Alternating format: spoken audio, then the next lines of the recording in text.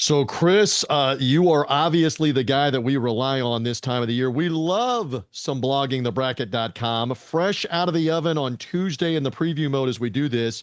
You've got your latest bracket reveal, your thoughts on everything that's going on. We encourage people to find it at bloggingthebracket.com for that. So, welcome aboard. Lots to go over. Thank you, TJ. This is the final week of February, and we know what's on deck after this week, right? It's about to be here. Just as a general comment to open us up, it's about to be here. Yeah, your first conference tournament game is on Monday night. The Horizon League is going to a very strange Final Five kind of format. So there's going to be a 10 versus 11 game in the Horizon League on Monday night. And then they're going to have 5 second round games that will create the field who goes to Indianapolis later on. And that's the beginning. And then Tuesday, it really gets started. Put Conference Tournament Central up today, so you'll have all your scores, all your brackets, all your TV info will all be there, ready for you. So go ahead and bookmark that for the next couple of weeks. This man is on it, bloggingthebracket.com.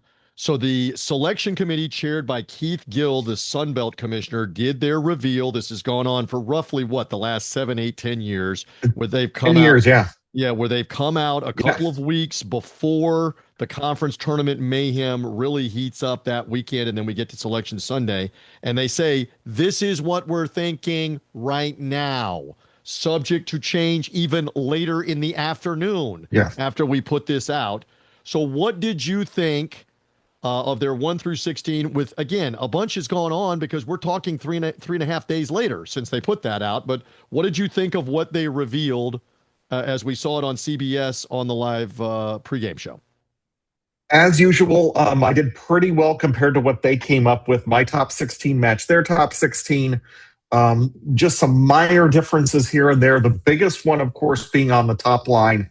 I had moved Houston onto the top line on Friday.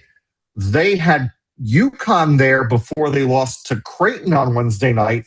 And that opened the door for Iowa State. And one thing that I really liked about Keith Gill's performance on Saturday was he did a really good job, more so I think than anybody who's ever had this job, of explaining, what's going on, what the committee is thinking.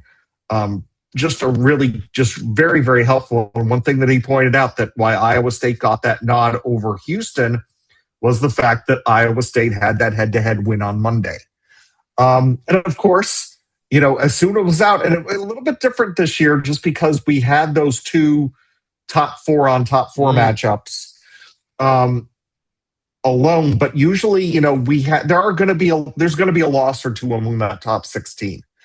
Not quite as many as we had. We had 6 of the top 16 lose, which was almost, basically made it kind of useless, when all was said and done. So that's why, in today's bracket, Iowa State's not there anymore. UConn is back to being the final number 1 seed after they took care of Villanova.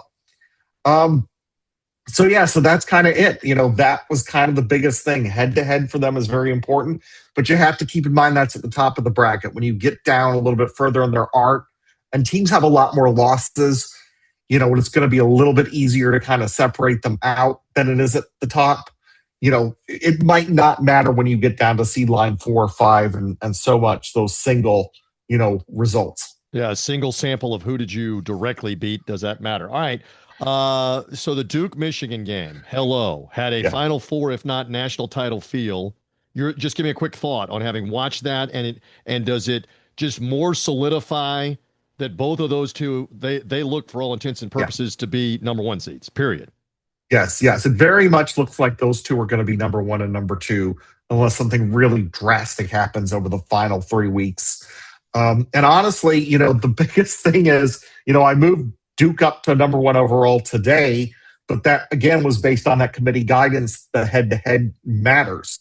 So even though Michigan is still ahead of them in 5 of the 6 main metrics, 6 of the 7 when you throw the net in itself, Duke is still there because they had that head-to-head. And honestly, I would put Arizona kind of in that group of, absolutely being a lock as a 1 seed at this point. And really, the only the only spot that's left is that fourth number one Right. seed spot. That's it. Everything else I think is set. Back to that Duke performance. And again, look at their overall resume. You know this already, but I'm illuminating it for the audience on college Yeah, basketball coast to coast. Win at Michigan State, true road win. Neutral floor yeah. win early in the year with Kansas. Neutral floor win over Arkansas, looking better and better. Beat Florida at home. Now neutral floor win over Michigan. Where you won these games, they're not all at Cameron there. That's important too for Duke. They're 12-2 in road and neutral games. That's just, absolutely staggering. And that right there, I'm looking at their selection sheet right now, and, of their top 6 wins, 4 of them were away from Cameron. That tells I mean, you that's there. not everything, but that tells you important stuff. Yeah. They have, of their quad one wins, they have 12 quad one wins. Only 2 of them were at home. All of them otherwise were on the road or on a neutral floor. Hey, That's just insane. Yes. Arizona, back to them, playing without Koa Pete, playing without another player. They still win at Houston. Follow up, speak more to this. The committee will take a look at how did you do? And Pete's been out for a couple of games, the super freshman, big forward. They will look at North Carolina without Caleb Wilson, who is apparently coming back. They will evaluate you on how did you do with them, how did you do without them, right? And that was one of the biggest things that Keith Gillikin pointed out, that their the biggest thing for them this year, their biggest difficulty was evaluating teams based on who was playing at the time. And the fact that Arizona, was able to win that game, and Texas Tech was really kind of the case study here. Texas Tech was a 3 seed in their mind. JT Toppin tears his ACL, dropped them down to a 4. I jumped them back up to a 3 just based on what everything else that happened over the weekend. They took care of Kansas State, who's not a good team. They took care of them very easily. Move them back up, and you're going to have to keep an eye on, what's coming up on their schedule, because they have a couple of very interesting games coming up that could very well determine whether they stay on that 3 line. And they're going to be better judges of how well they can play without Toppin than that game against the Wildcats. The team was just completely out of it at this point. But I mean, Arizona again. If there's maybe one argument, it's they're not a great 3-point shooting team. No, but depth, defense, rebounding, they're loaded out in the western part of the Pac-12. Yeah, and it's very much the same case, kind of like Florida. The team that they played in the very first game of the season. A team that does not have great 3-point shooting over most of the season, but has really gotten better at it as the season has gotten on over the past, say, half dozen games. And Florida, obviously, Texas midweek. I'm actually surprised that they're not getting more love, and if they keep winning, it won't matter. They'll be on the 2 line at least if they keep winning. But I'm surprised that at the moment they're not getting more love. Is that more about their out-of-conference wins are not as strong? Is that why, Chris? It's a little bit of that. It's the fact that they had all those opportunities during the non-conference. The big one to me, I think the one that really hurts is losing to TCU in San Diego. But, they played Duke within a point. They played Arizona within 6. They played UConn within 4. This is a team that's very capable. And the other thing that hurts them is the fact that they are far and away at this point the best team in the SEC. This is not the 2025 SEC. You do not have top 5 wins, waiting for you week after week after week. They're going to have to watch teams ahead of them lose games so they can actually catch up. That's going to be the only way that they're going to get on the 2 line. I don't think they really have, as much as I hate to say it, I don't think they have any chance of getting to the 1 line. I think that the 2 is they're pretty much their cap. Florida, again, the defending champs. We'll see what happens there. Okay. Interested in a couple of more. Why don't we just get right into what you have on the latest release, again, with Chris Dobbertean, bloggingthebracket.com. On your last 4 in, you have placed Santa Clara, Missouri, TCU, and Cal there. Anybody out of that group that really helped themselves over the last 4 or 5 days since we talked to you last? Or is it a case where they just maybe have a better resume than the next 4 we're about to talk about that are the first 4 out? What would you say about Santa Clara West Coast Conference, Missouri SEC, TCU, Big 12, and Cal? We got to keep reminding ACC team. They're your last 4 in. Anything else stand out about that? Yeah, I think, Missouri, was kind of a function of, other teams kind of losing. Same thing with TCU. TCU took care of West Virginia in what was basically not a bubble elimination game. That's coming up when West Virginia plays Oklahoma. But, that was the kind of win that gave them a little bit of a jump, especially when you have a team like Ohio State, who still does not have a quad one win. That knocked them out. Missouri, they're still kind of there. They have those really good wins over Florida and Kentucky that help them a lot and kind of keep them afloat above the rest of the group. Santa Clara has a big game coming up with St. Mary's. Really kind of them, it's the fact that the Mountain West teams have not been able to kind of keep up. And in terms of your fourth, team, last team in, which is, you know, Cal. California, they only beat Stanford, which you don't think, oh, that's kind of one of those bubble elimination games. But they're kind of there, and their profile is a little bit better than you think. Because remember, they've beaten North Carolina at home. They have a neutral floor win over UCLA. They have some good victories there that kind of keep them very much in the hunt. Very true. All right. First four out for Mr. BloggingTheBracket.com is New Mexico, USC off the bad loss at home to Oregon, Virginia Tech, and Ohio State, which Ohio State, again, has had repeated chances to get a key win late in the year and have not been able to get it. All right. So, I mean, we're going to talk a little more about the Mountain West in just a second, too. But, I mean, USC, that's a really bad loss. I know they have UCLA midweek. UCLA helped themselves by beating Illinois, the great comeback. Yes. You have them safe at the moment as one of the Yeah. last four byes.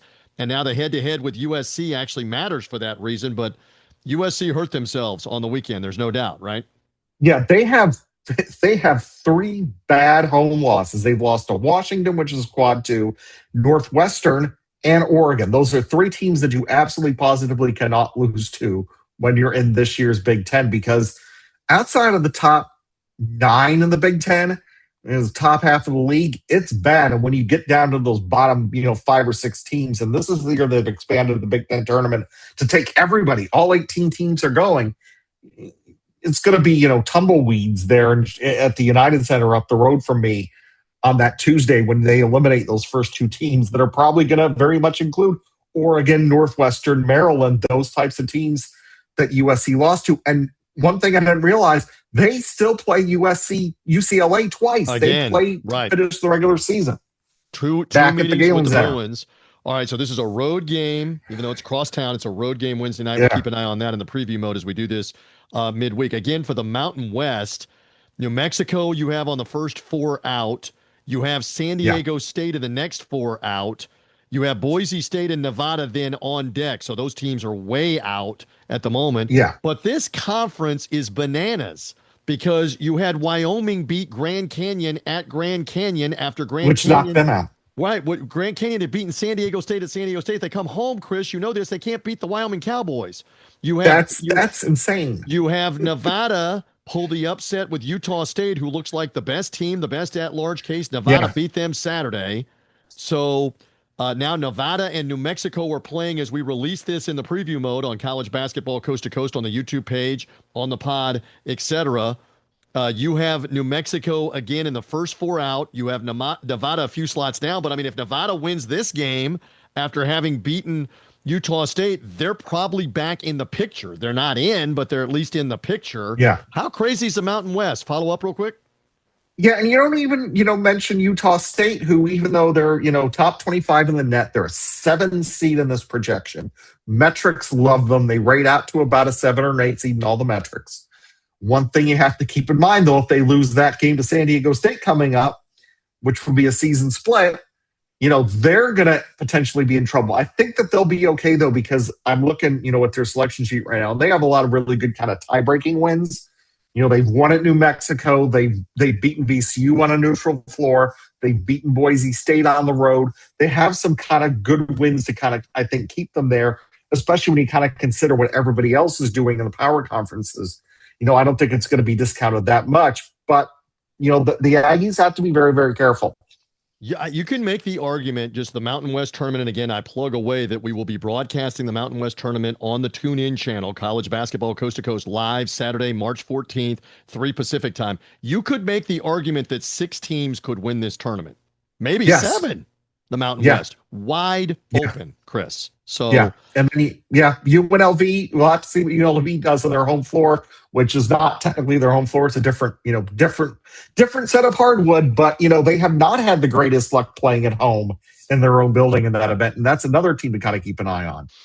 all right, stay tuned on that. Cincinnati's one other interesting team. What a performance for them Yes. Saturday against Kansas. They have 12 losses, but they have 2 or 3 significant wins. You have them out at the moment. Still work to do. Follow up?